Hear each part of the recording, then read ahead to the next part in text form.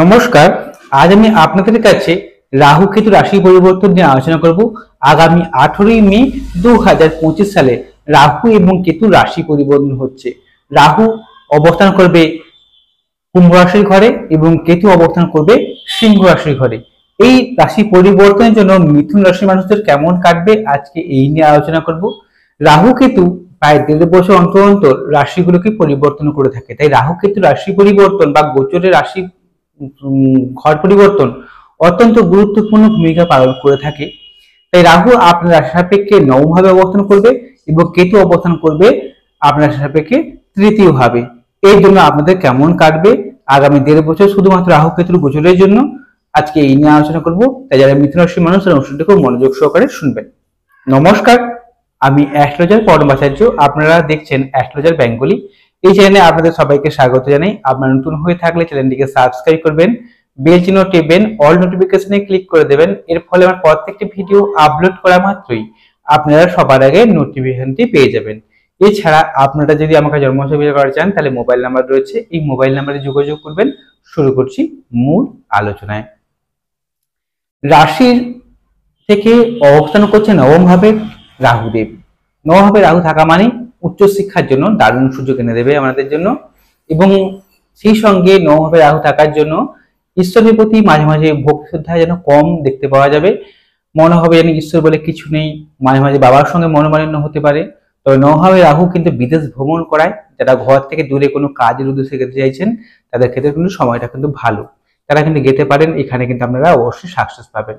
তো নবমভাবে রাহু থাকলে যেমন ঘর থেকে দূরে কোনো ব্যবসা বা কোনো কাজের উদ্দেশ্যে গেলে সাফল্য এনে দেয়, এই নবমভাবে রাহু থাকলে আচমকা ভাগ্য উদয় হতে দেখতে পাওয়া যায়। হট করে আপনার কোনো কিছু প্রাপ্তি ঘটলো, অর্থাৎ আপনি হয়তো অন্যের চেষ্টা করছেন, বিয়ের চেষ্টা করছেন, বিয়ে হচ্ছে না, কেউ হয়তো প্রেমের চেষ্টা করছেন, প্রেম হচ্ছে না, হট করে সেটা হয়ে গেল এবং সেখান থেকে আপনি সাফল্য অর্জন করলেন।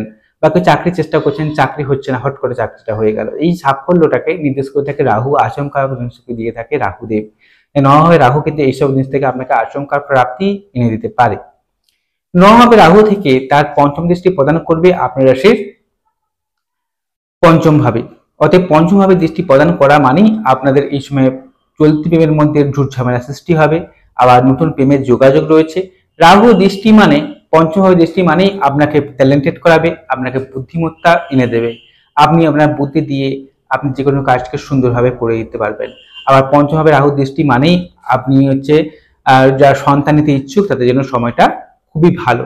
যারা চলতি প্রেমের মধ্যে রয়েছে, প্রেমের মধ্যে যেমন ভুল বোঝাবুঝি থাকবে, তেমন নতুন প্রেমের যেমন যোগাযোগ থাকবে, ঠিক তেমনই কোনো অবৈধ রিলেশনে জড়িয়ে পড়ার একটা ভয় দেখতে পাচ্ছি। তাই এই থেকে অবশ্যই সাবধানতা অবলম্বন করবেন। যদি কোনো সমস্যার সম্মুখীন হন তাহলে অবশ্যই জ্যোতিষ বন্ধুর সঙ্গে যোগাযোগ বা পরামর্শ করে নেবেন।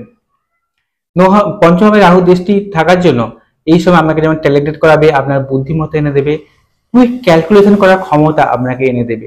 যারা কম্পিউটার নিয়ে পড়াশোনা করেন, কম্পিউটার রিলেটেড কোনো কাজকর্ম করেন, যারা ফিল্ম মিডিয়ায় কাজকর্ম করেন, যারা ছবি আঁকা, নাচ গান পেশার সঙ্গে যুক্ত রয়েছেন, যারা মডেলিং এর কাজকর্ম করেন তারা কিন্তু সাকসেস পাবেন। এছাড়া যারা কারেন্টের কাজকর্ম করে, ইলেকট্রনিক্স দ্রব্যাদির ব্যবসা করেন তারাও কিন্তু সাকসেস পাবেন। আপনার জীবনে প্রতিষ্ঠা এনে দিতে পারে রাহু পঞ্চমভাবে দৃষ্টি প্রদানের জন্য, এমনকি সন্তান নেওয়ার জন্য সময়টা খুব ভালো। এই রাহু দৃষ্টি প্রদান করবে আপনার সেই তৃতীয়ভাবে অলরেডি কেতু রয়েছে, ওটা আপনার সাহস পরাক্রম উদ্যম থাকবে। যারা কমিউনিকেশন রিলেটেড কোনো কাজকর্ম করেন, ঘুরে ঘুরে ব্যবসা করেন, সেলসম্যানের কাজকর্ম করেন, তারা সাকসেস পাচ্ছেন। রাশিতে দৃষ্টি প্রদান করবে রাহুতে। রাশিতে দৃষ্টি প্রদান করা মানেই আপনার মনের মধ্যে একটা চাঞ্চল্য সৃষ্টি হবে। সেই সঙ্গে রাশিতে রাহু দৃষ্টি প্রদান করা মানেই আপনার মধ্যে একটা চাহিদা তৈরি হবে। যেমন হচ্ছে কেউ হয়তো কোনো কিছু কাপড় চোপড় কেনার শখ রয়েছে, সেই কেনার চাহিদাটা অতিরিক্ত বেড়ে গেল, সেখান থেকে ব্যয় বৃদ্ধি হলো বা সেখান থেকে সমস্যা এসে গেল। বা কেউ হয়তো এসি মেশিন বা এরকম ধরনের কিছু কেনেন, ঘর সাজানোর জিনিসপত্র কেনেন বা ঘর সুরক্ষিত দ্রব্যাদি কিছু কেনাকাটা করেন, তারা কিন্তু এই সময় থেকে দেখবেন আপনাদের এইসব জিনিসের চাহিদাটা বেড়ে যাবে। সেখান থেকে অর্থ ব্যয় হওয়া, মানসিক কষ্ট বা কোনো কারণে ওই জিনিসটা যদি ফুলফিল না হয় বা আমি যে প্রাপ্তি হলো না আপনার জীবনে, তাহলে কিন্তু মানসিক কষ্ট হতাশা তৈরি হয়ে যায়।